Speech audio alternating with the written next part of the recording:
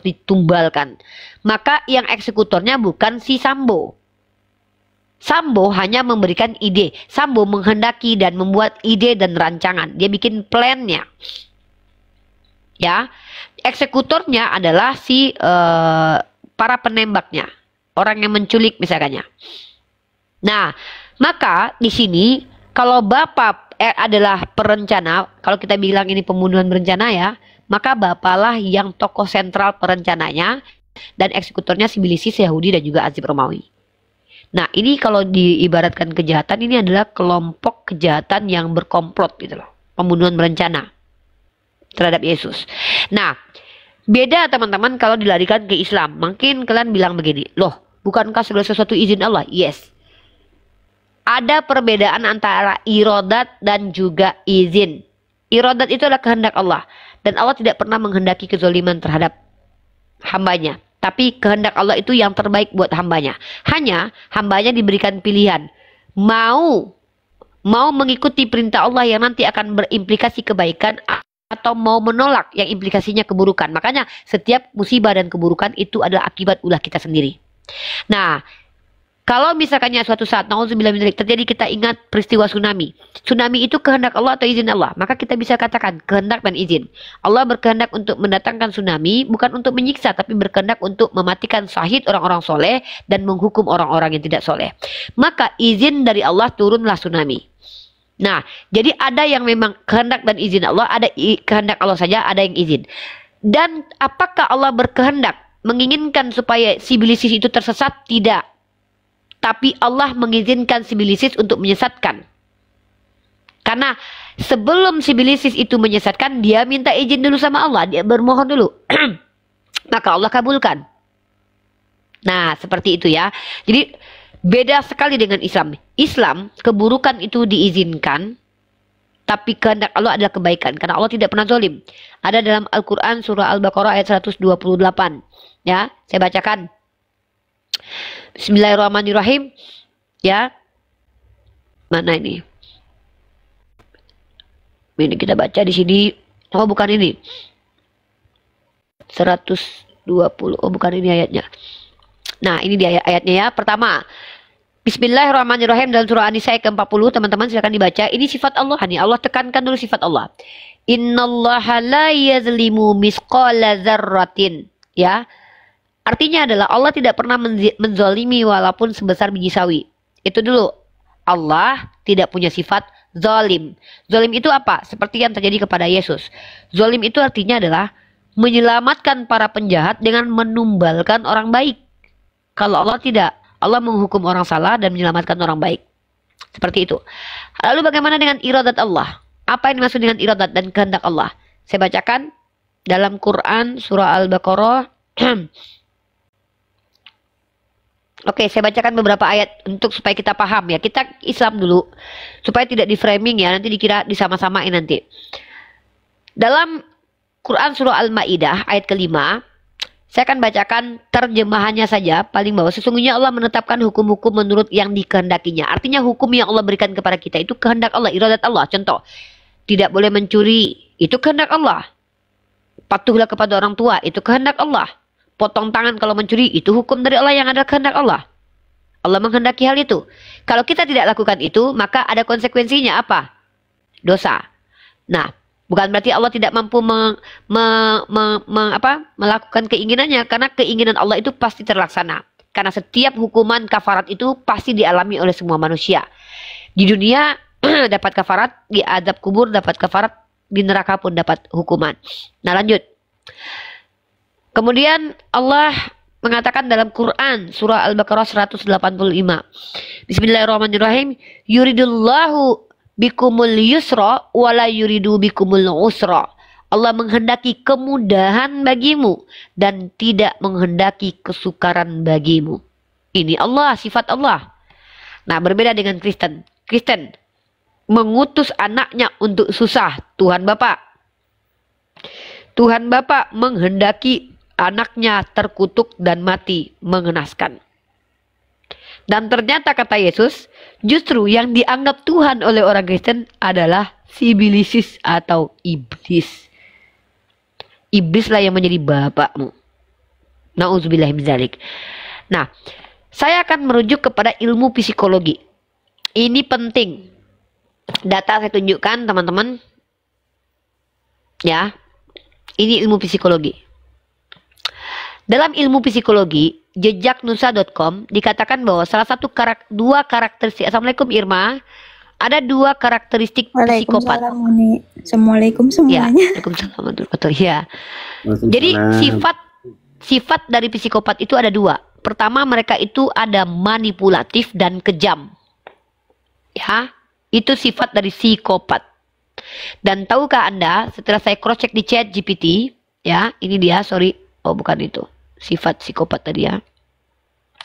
Nih, ada ciri-ciri yang orang-orang, di mana orang ini menganggap perbuatan jahat itu adalah kebaikan. Nama istilahnya adalah dalam ilmu psikologi adalah moral disagreement. Ya, apakah salah atau bacanya pronunciation-nya, sorry ya, saya bukan orang Inggris. Insya Allah saya terus belajar sama Nandar. Mekanisme di mana seseorang melepaskan diri dari standar moralnya sendiri sehingga berbuat jahat terasa wajar dan benar. Yang kedua, cognitive dissonance reduction. Upaya menyesuaikan keyakinan dengan perilaku salah agar tidak merasa bersalah. Contoh, kalau karena dustaku kemuliaan Tuhan semakin melimpah, kenapa aku dihakimi sebagai orang berdosa? Roma pasal 3 nomor 7. Itu yang dikatakan oleh Paulus. Yang ketiga, rationalization. Pembenaran diri mencari alasan agar perbuatan buruk tampak sah. Maka umat Kristen mengatakan bahwa penyalipan itu kasih karunia. Moral inversion. Pembalikan moral, di mana nilai-nilai buruk tertukar. Anti-social personality traits. Ciri kepribadian yang tidak peduli dalam norma sosial moral sering muncul pada psikopat. Machiavellianisme. Manipulatif, menganggap kejahatan menganggap kejahatan yaitu penyalipan sebagai strategi atau rencana yang cerdas dan sah dari Tuhan. Nauzubillah min dzalik. Maka sekali lagi saya katakan, kita bicara terkait tadi kita punya 3 cara ya. Pertama tekstual, kedua kontekstual, yang ketiga faktual. Mari kita bahas secara faktual. Secara faktual, kalau kita merujuk kepada Matius pasal 23 nomor 15, di mana Yesus berkata, celakalah ahli Taurat. Ahli Taurat ini adalah orang yang menyebarkan agamanya, kemudian menjadikan orang yang ikut agamanya tersebut menjadi lebih jahat daripada dia. Ternyata memang betul ada orang Farisi, ahli Taurat, yang menyebarkan agamanya sendiri. Namanya Paulus, agamanya Kristen. Karena Kristen itu tidak diajarkan Yesus, tapi diajarkan Paulus di Antioquia. Kita punya datanya itu. Paulus menyeberangi lautan dan Paulus menjelajah lautan. Terbalik ya, menyeberangi lautan dan menjelajah daratan. Kemana? Ke daerah-daerah Yunani, Galatia, Efesus, Korintus. Dan ternyata rata-rata daerah-daerah ini percaya kepada Paulus. Karena kalau kita tanya ajaran gereja Katolik dan Protestan, mana satu ajaran dari liturgi mereka yang diajarkan Yesus, akan kesulitan mereka membuktikan. Nah, semua doktrin kekristenan itu muncul dari Paulus. Maka Paulus adalah orang Farisi, mengajarkan agama sendiri yang kejahatannya itu, dan kejahatan orang yang mengikuti dia lebih jahat daripada Paulus. Mari kita bahas ini. Orang Katolik 500 tahun menginkuisisi. Dengan cara apa? Mematahkan tulang manusia, membelah manusia, dan menarik manusia hingga berantakan tulang-tulangnya. Alat-alat inkuisisi ini kalian boleh lihat di Google. Lebih kejam daripada apa yang dilakukan oleh Paulus kepada Stefanus yang hanya melemparkan dengan batu sampai mati. Tapi orang-orang yang melakukan inkuisisi persis sama kejahatannya seperti Paulus. Orang yang melakukan inkuisisi, mereka menganiaya orang-orang yang mengklaim sebagai jemaat Yesus.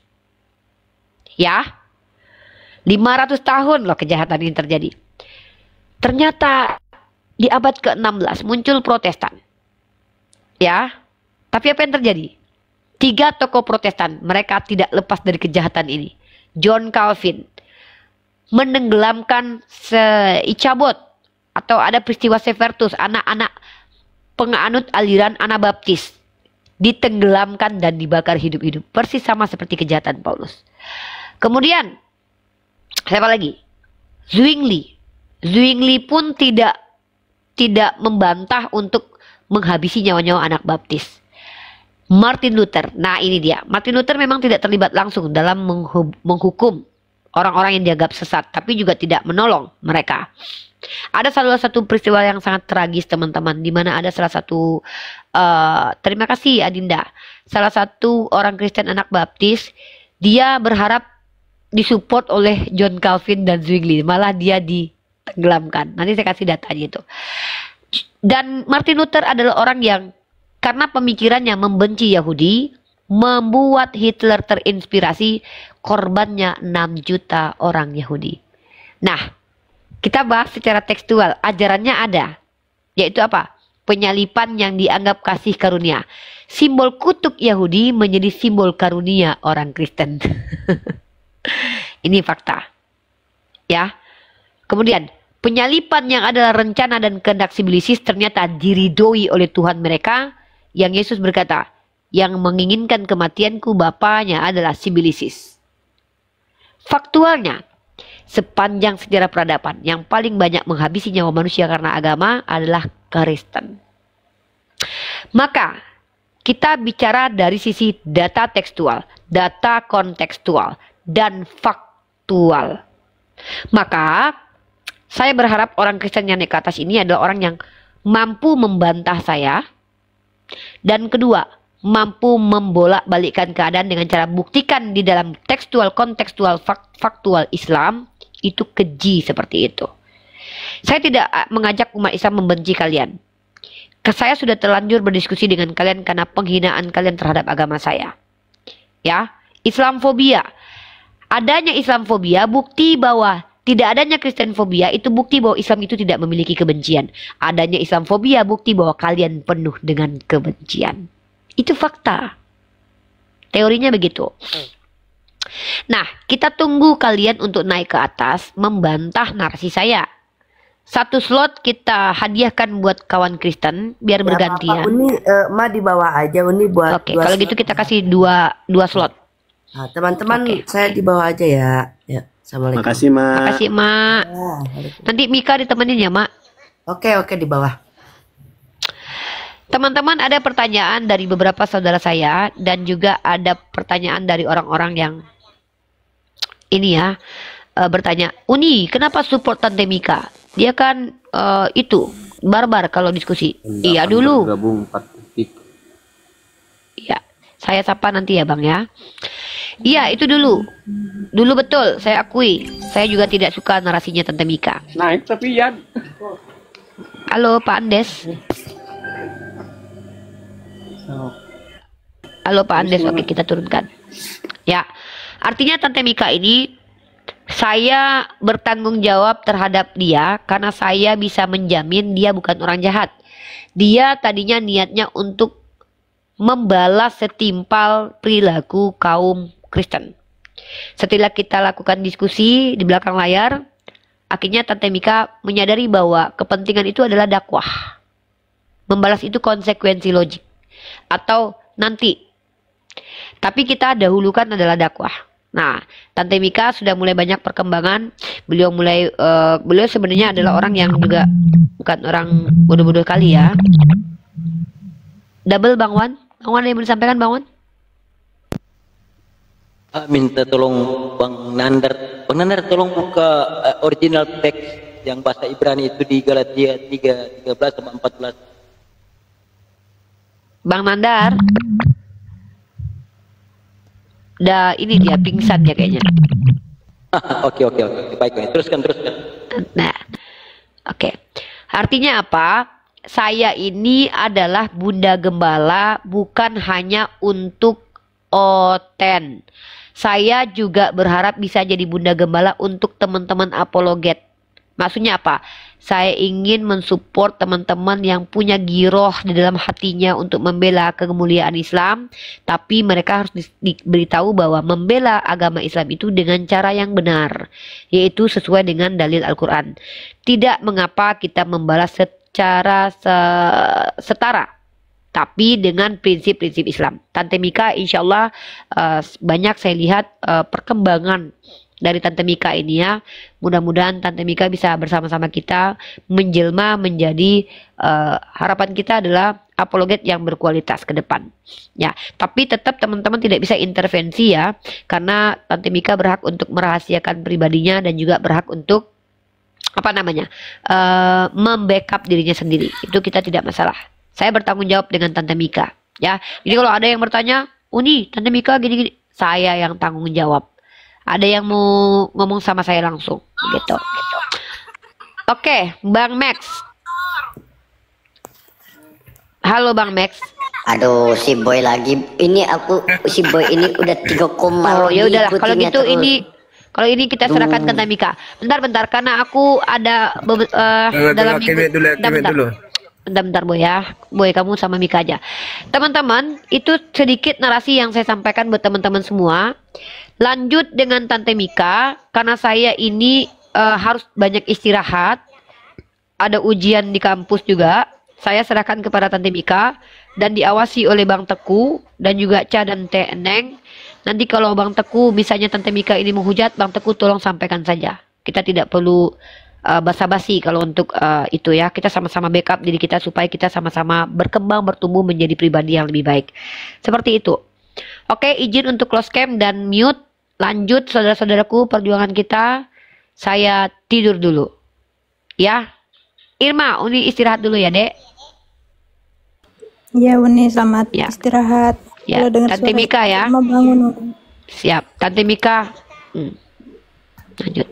Ya, Irma kayaknya satu frekuensi nih sama Tante Mika, soalnya suka Irma. Itu frekuensi dia. Insyaallah. Ya.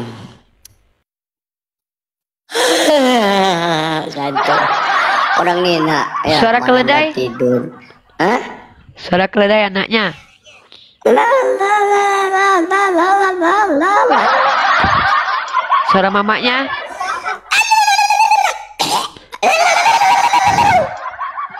Suara Tuhan menangis. Adalah. Suara perang naga. Lanjutlah. Ya, alhamdulillah. Ya. Seperti biasa, kita akan ditinggal tidur oleh Uni Rifa dan Mayonata Nandar. Bentar lagi Irma tidur juga. Dan akhirnya apa? Saya tinggal sendiri. Begitulah hidup namanya, seperti Abang biasa sama saya. Waduh, gimana? Abang biasa sama saya banyak. Hah? Ngajak nikah, Bang? Maaf Bang, aku udah punya suami. Masa malam-malam ngajak nikah? Mau ngobrol apa kita, Bang? Mau diskusi kita apa, Bang? Coba mau diskusi apa? Biar ya Allah, itu aku dapat kayak gini bahas yang lain. Lanjut Tante Mika, lanjut. Bantuku ya. Si Max, si Boy lah. Inilah. Kenapa aku yang dikasih seperti ini? Aku ibaratkan latihan tentara loh sekarang ini. Merayap aja kerjaku, merayap aja kerjaku. Bang Ustadz, bahas apa? Bang, kalau abang, saran saya, kalau abang ingin diskusi lain kali, ya tunjukkan diskusinya, ya. Oke, yang pertama, aku bertanya sama abang, apa alasan abang memakai nama Ustadz Yahya bin Said?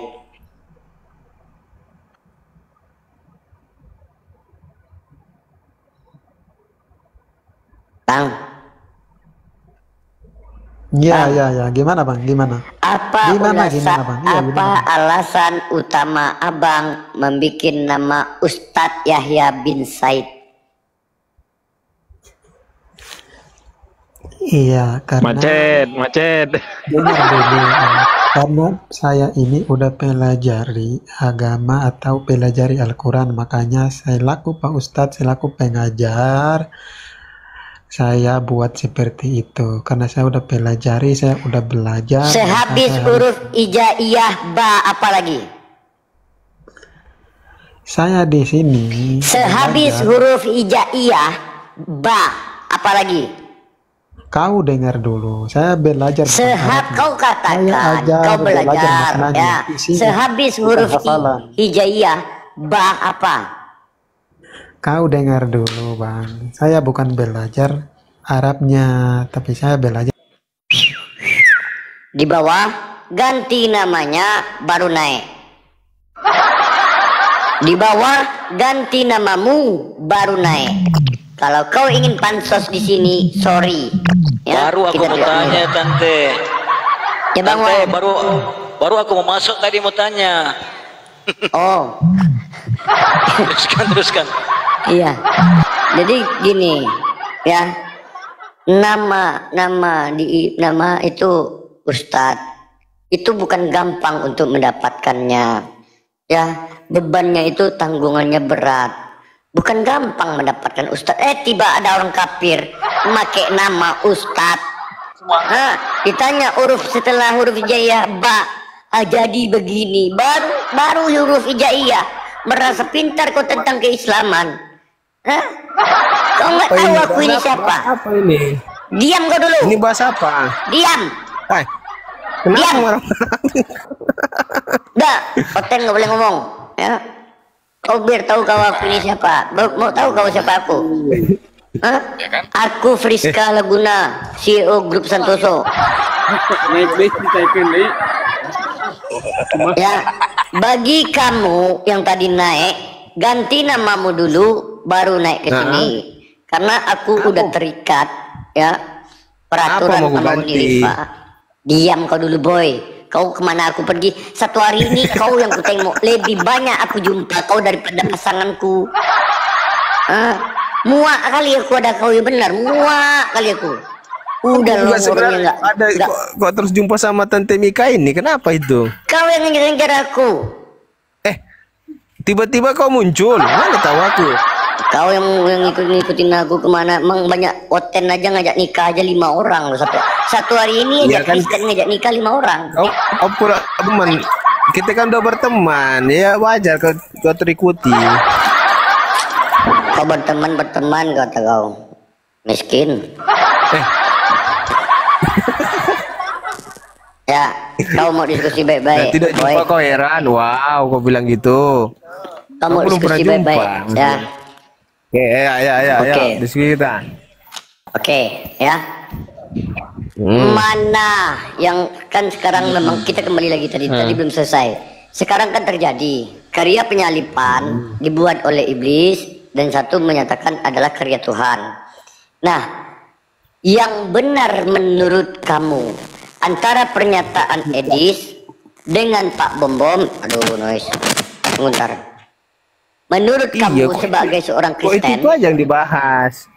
Apa nggak ada tema yang lain? ini kan lagi gempar ini, lagi retak gereja kalian. Ada gempar-gempar biasa aja. Apa pula kau tengok tuh gereja? Banyak gereja-gereja sekarang menutup pintu. Ya. Kau jawab gitu? aja. Ini kan gempar. Ini kan gempar sekarang di kekristenan, bahkan pendeta-pendeta. Kau ini aduh. Gempar apanya? Nggak ada gempar masalah itu. Itu kan masalah pendapat orang. Pendapat Edi sama si Bom berbeda. Ya biasanya itu. Nah, apakah pantas tentang konsep keselamatan ini pokok inti dari kekristenan terjadi perbedaan pendapat?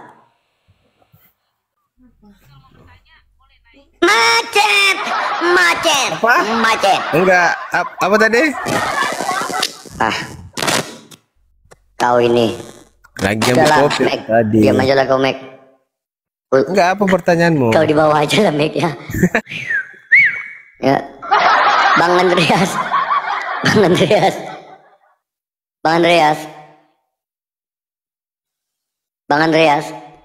Macet. Tak izin turunin. Ya buat teman-teman yang buat Islam jangan mohon dibatalkan ya kalau terpencet ya. Ya Allah, ini apa lagi HP ku bunyi-bunyi. Apa ini noise nih? Bentar ya, sabar ya teman-teman ya. Maklumlah namanya janda ya. Nggak ada yang ngurus. Ini semua ngurus sendiri, hidup sendiri. Kita cari dulu satu persatu. Mari kita jelaskan dulu tentang konsep penyalipan yang lagi diributkan di dalam kekristenan ya. Konsekuensi logisnya pertama, adanya kerjasama iblis dengan Tuhan. Konsekuensi logisnya, Tuhan mengizinkan iblis menganiaya anak yang dikasihinya. Konsekuensi selanjutnya, kenapa harus iblis ikut campur dalam karya penyalipan, maka akan membuat satu keambiguan atau satu kebingungan dalam iman Kristen. Ini membuktikan kalaulah benar itu agama, Kristen ini adalah agama, maka tidak akan menimbulkan kontradiksi dan tidak akan menimbulkan pertikaian-pertikaian keimanan yang terjadi sekarang ini. Nah, selanjutnya kita sapa dulu Bang Sihite. Bang Sihite.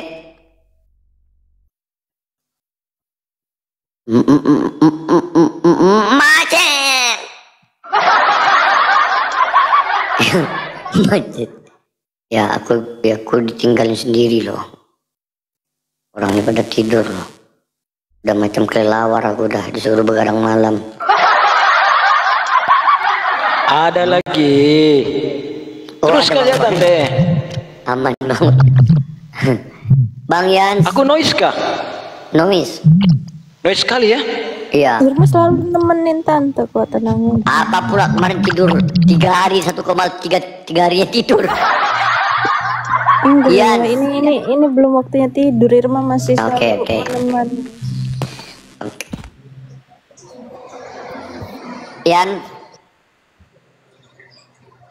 Yans. Christian.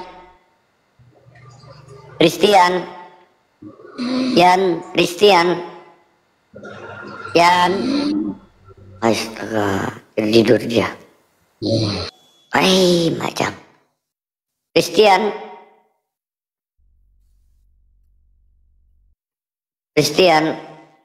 Loh, nggak ada.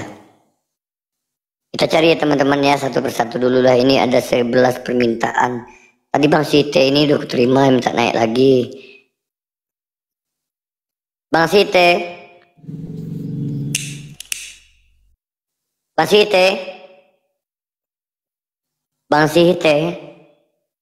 Oh, salah pencet. Ya, apa sih? Gak enak, kayak orang gila ngomong sendiri. Kayaknya banyak yang muslim ini yang minta permintaan. Yang muslim coba ditarik dulu permintaannya biar kita enak naikkan yang Kristen. Karena nanti kita harus ngecek dulu ini, naik turun capek juga Lanjut Tante. Ya, kita membahas dulu lah ya, karena memang nggak ada yang bisa membahas tentang ini ya, karya penyalipan oleh siapa, apakah iblis ataukah Tuhan. Jadi kita memasuk dulu ke tentang, buat teman-teman ya, mungkin belum banyak yang tahu bahwa pengajaran Kristen ini dibawa oleh Paulus. Pauluslah pencetus agama Kristen, dan Paulus juga lah yang membuat Yesus itu jadi Tuhan. Pauluslah ya semuanya yang membuat ajaran Yesus menyimpang. Jadi kita memahami dulu siapa Paulus. Paulus adalah oknum yang paling berjasa dalam pembentukan dogma ajaran kekristenan. Sebagaimana tokoh yang merupakan fondasi utama agama Kristen. Bahkan dapat dilihat dalam Bible, itu surat-surat Paulus itu ada 14. Mika, bentar. Mika, ini ada permintaan dari teman-teman nih. Kalau bisa sound ketawanya jangan terlalu sering. Kuping mereka ada yang sakit. Jadi pas memang lucu banget baru ketawa. Kalau enggak mereka tuh sakit kuping katanya. Ini dia neck otomatis ini. Enggak kali ceritamu. Iya. Coba tangan kau. Coba Uni ketawa. Mana ada aku pikir aku bodoh. Kan? Kalau gue ketawa dia. Dibilangin kasihan netizen tuh nonton pas ininya aja hantu. Oh iya. Kasihan mereka tuh nonton kaget-kaget. Hantu. Iya. Oke. Ya.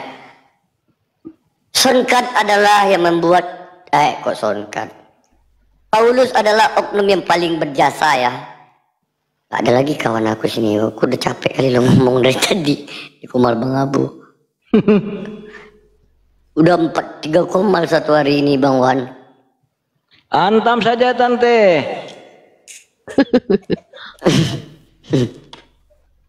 Tante masih noise lagi? Enggak, udah bagus. Oke. Dia udah kehilangan narasi Bang Wan, capek dia Iya, udah ulang-ulang. habis, udah capek aku. Satu hari Kalau ini aku banyak. narasi masalah nanti ini. Iya. Kalau aku yang bawa narasi masalah nanti. Assalamualaikum Kak Sarah. Ya Bang Wan. Ya. Malam, aku dijambak sama Bang Tengku nih. Nanti nggak ada slot untuk Oten nih, Bang Teku. Ada satu kita siapkan slot untuk Oten. Satu-satu. Kalau Oten kalau udah Iya. rame nanti ngerocos dua-dua. Ini aja Tante Jadi satu katanya. aja, si Tante aja yang ini. Ini para pengurus Mesia lagi ngamatin si Mika.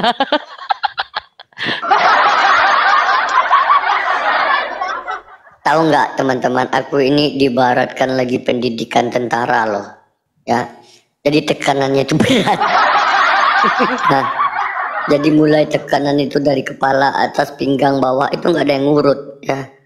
Ya Jadi alhamdulillah. Tante, Bawaan. Tante, di saya sini ada Alkitab Al-Muqaddas versi Protestan dan Katolik. Ini Protestan punya ini. Ini Protestan. Oke. Yang satu ini Alkitab Al-Muqaddas Katolik. Ini berbahasa Arab ini. Dan ini masalahnya banyak apa ya? Banyak yang pertentangan lah. Jadi ada contradiction dan ada juga contraversion. Jadi ayat dengan ayat pertentangan maupun diksi dengan diksi juga ada pertentangan di sini Tante. Aku pun bingung juga satu yang mana ini. Makanya satu-satunya Sifu yang boleh bernarasi di sini kembali kepada original teks sajalah. Kan begitu? Iya betul, betul. Karena kalau kita kembali ke sini, aduh, sampai pagi pun akan siap-siap ini. Ya Tante, teruskan. Iya betul itu Bang. Ya. Jadi memang Bible itu adalah banyak kontradiksi. Kenapa? Kenapa kontradiksi? Karena itu karangan manusia, bukan murni firman Tuhan, bukan pengajaran dari Rasul yang diutus oleh Tuhan, murni karangan dan banyak diubah-ubah. Sementara Al-Quran murni kalam Allah, firman Allah, tanpa ada campur tangan dari manusia sendiri.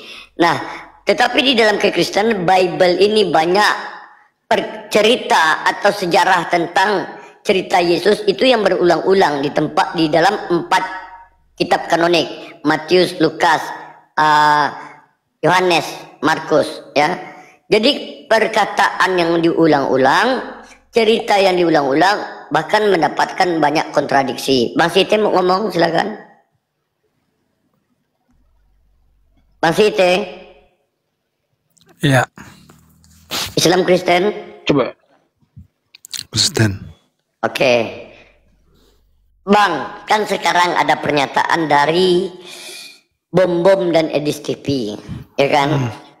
Tentang satu mengatakan penyalipan adalah karya Tuhan, yang satu menyatakan penyalipan karya iblis. Yang mana yang benar menurut keimanan abang sendiri?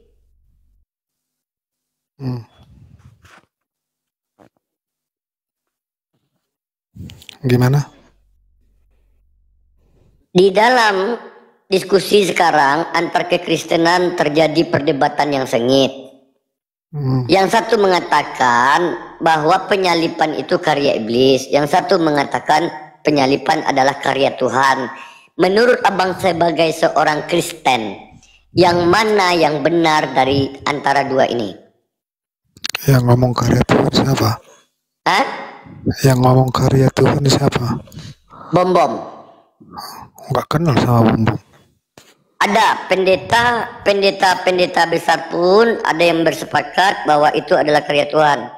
Ada juga yang berpendapat sekarang mengatakan karya iblis. Itu pendeta cari uang itu. Kalau Bom itu nggak benar itu omongannya itu.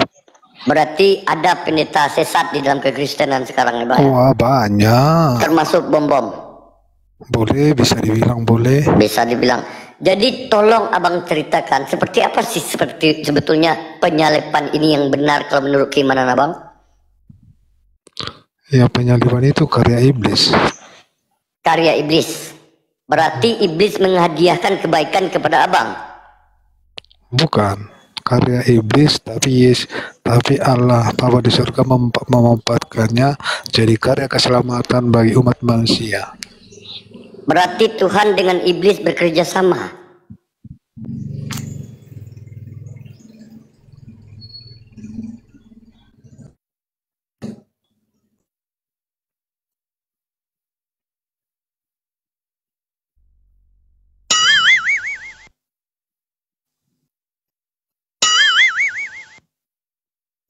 Bang, abang, bang, bang Siti, bang, abang, banting dede bang, abang, salib dede bang.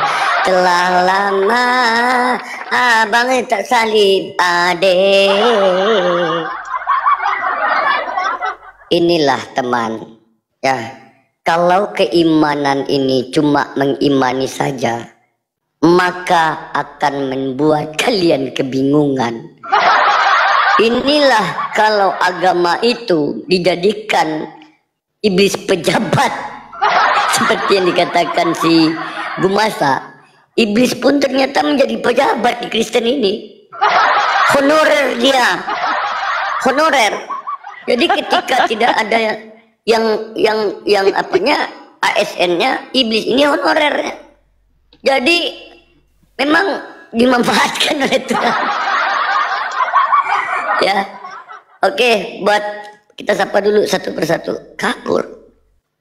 Makanya buat Kristen itu pelajari dulu Bible kalian, pelajari dulu iman kalian. Benar nggak imanku ini benar? Kenapa? Kenapa penyalipan ini ada? Benar nggak penyalipan ini? Betul nggak ini izin Tuhan? Kalau kalian gunakan akal logika kalian, tidak mungkin seorang Tuhan ingin menghilangkan nyawa anaknya dan mengirimkan ke bumi. Bukan seorang, Tante. Tuhan bukan orang. Tuhan bukan orang. Bukan seorang Tuhan. Karena Tuhan bukan orang. Tuhannya orang. Oh iya, benar juga. Tuhannya orang. Makanya, oh iya, Kristen Tuhannya bapak-bapak ya. Iya, makanya pembuktian ya di dalam Islam jelas ya, iblis meminta penangguhan umur untuk menggoda umat Islam. Nah, ini terbukti ya. Dosa apa yang dosa lain, berzina, dosa-dosa yang lain itu masih bisa diampuni dengan pertaubatan. Kalaupun tidak sempat bertaubat, masih ada neraka yang mencuci kita dulu, diobok-obok dulu ke neraka. Udah selesai dosa kita, bersih dosa kita, baru dimasukkan ke dalam surga. Ini, tapi ada satu dosa itu yang tidak diampuni. Apa itu dosanya? Yaitu menyekutukan Tuhan, menyembah kepada Tuhan lain. Nah, inilah rencana iblis dari semenjak Adam, ingin menyesatkan umat manusia. Supaya apa? Tergoda dan masuk ke dalam neraka kekal selama-lamanya. Dan kalau kita rujuk di dalam Bible, kitab suci mereka, iblis bekerja di sana. Iblis ikut andil di dalam Bible mereka. Bahkan ketika honorernya ya. Ini kan kita lihat dikatakan lebih banyak kuasa iblis daripada kuasa Yesus. Ini terbukti dengan pernyataan iblis sendiri. Bahkan Yesus pun mengatakan, ya, aku tidak bisa tidak bisa berkuasa apa-apa. Kuasa dunia seluruhnya pada iblis. Yohanes 14:30, aku tidak bisa berkata banyak. Penguasa dunia akan datang, tapi dia tidak kuasa pada diriku sendiri. 1 Yohanes 5:19, kita berasal dari Tuhan, tapi kuasa dunia seluruhnya pada iblis. Yohanes 12:31, sekarang telah berlangsung penghakiman atas dunia ini, sekarang juga penguasa dunia ini akan dilemparkan dari lubang. dari bumi. Siapa yang dilemparkan tiba-tiba jadi Tuhan? Siapa ayo? Yesus. Nah, inilah membuktikan di dalam kekristenan itu lebih tinggi derajat sibilisis daripada Tuhan ketika di bumi. Maka tidak menutup kemungkinan bahwa ajaran Kristen ini lebih muliakan iblis daripada Tuhan. Mereka lebih mendengarkan kata iblis dan mengucapkan, mereka lebih dominan ingin mengikuti, membanggakan karya iblis daripada karya Tuhan. Edis mengatakan penyalipan karya iblis. Ya, ini membuktikan mereka lebih dominan memuliakan iblis. Yang kedua, hanya orang Kristen yang ingin kematian Tuhan. Agama-agama lain tidak ingin Tuhannya mati, tapi orang Kristen berharap Tuhannya itu mati. Dan betul kata Bible sendiri bahwa hanya iblislah yang inginkan kematianku. Itu kata Bible. Nah, kalau kita lihat selama ini perdiskusian lintas agama ini, ya, menimbulkan keambiguan kepada ajaran mereka. Bahkan denom antar denom sampai sekarang udah menjadi 6.200 denom. Yang mana denom ini mengatakan Bapa bukan Tuhan, yang mana denom ini mengatakan Roh Kudus bukan Tuhan, yang mana denom ini mengatakan Yesus bukan Tuhan. Padahal mereka nggak punya Tuhan. Harusnya kompak lah, ya kan? Dan yang lucunya teman-teman, cuma kitab Kristen yang berbeda. Kitab beda, kitabnya satu. Mika bacot. Bob, kondusif Bob ya. Datang-datang, berilah salam. Iya salam. Iya salam. Tante Mika. Baru kau rasa.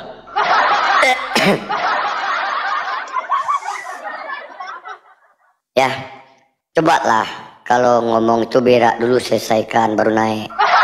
Ya, ini belum berak lagi udah naik, masih di WC naik. Ya Bob. Wah, rungkat nih. Bang Nanda. Rungkat ini. Tap layar. Bang Tengku, lanjut dulu bentar Bang Tengku. Iya, ini mau rungkat ini. Tante Bang Andar hostnya ini keluar dari TikTok. Ya nggak apa-apa, lebih tidur aku. 4 Kalau koma begitu loh Tante, aku bagus kita rungkat bersama. Iya, 4 komal aku satu hari ini, 4 komal. 4 komal. Ya Allah, dari pagi 4 komal. Kita tunggu aja ini detik-detik roboh ini. Iya. Memang iya ya, kalau memang ini ya terlalu kecapean ini memang blank ya pikiran, apa isi kita mau dibilang itu blank ya Bang Tengku ya, Bang Wan ya. Iya. Makanya kita diharuskan istirahat yang cukup. Jadi energi kita itu bisa masuk ke otak bisa berpikir. Iya, sama betul. satu Tante. Ya, kalau tengah hari kan daripada jam 11 sampai jam 12 siang, paling bagus ambil waktu dalam beberapa menit lah istirahat tidur. Karena tidur di waktu jam 11 itu sangat mencukupi. Sangat bagus lah itu. Iya, makanya aku sering live itu Bang ya, Bang Wan. Habis zuhur aku baru sering live, makanya aku kan kata Uni kan istilah komal teman-teman dulu katanya ya, makanya aku datangi teman-teman komal kawan yang buka komal kan, jadi aku masuk ke komal, bukan aku buka komal sendiri. Aku pernah coba buka komal sendiri, ngerungkatinnya nggak tahu, penontonnya aku suruh bubar malah naik. Aku pada ini nggak bisa aku, kalau penontonnya rame aku rungkatin loh, kayaknya gini, gimana ya, kayak gini loh, kayak ngusir orang satu kampung aku. Iya mikirnya gitu. Jadi kutungguin lah, turun, malah naik. Makanya trauma aku buka komal sendiri. bagus aku nongkrong di komal orang ya kan. Dari kalau kemarin makin Nah, lama udah, makin naik. Udah aman. Mungkin mau telepon tadi Bang Nandar. Ya, Lanjut coba Tante. kita naikkan lagi. Ya. Nggak ada permintaan kayak muslim semua itu. Ya muslim semua ya. Buat teman-teman mohon di ini ya. Oh kita bahas Paulus saja ya. Kita narasikan Paulus saja ya. Biar pancingan buat Oten dan buat pengetahuan juga buat teman-teman ya. Ini udah ku tuliskan, udah ku catat ya untuk sebuah narasi. Dian Kumala. Kenapa Paulus palanya botak Tante Mika? Pala botak nggak mulus kak.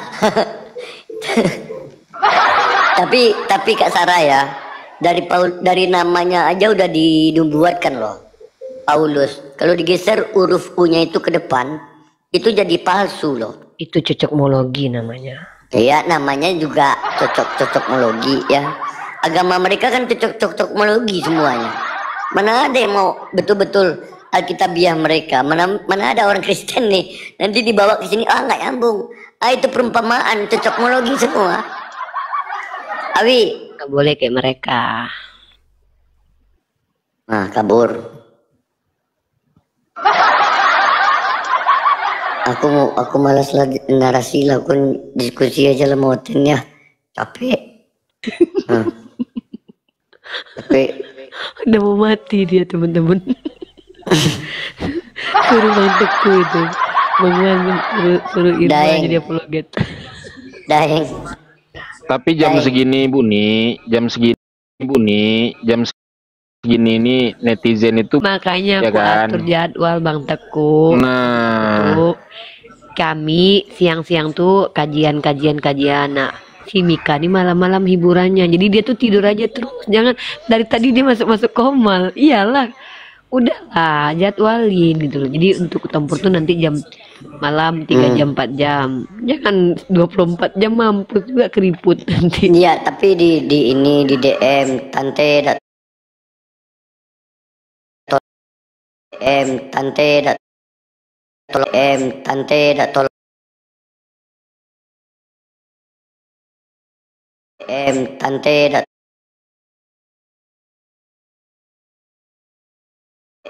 tante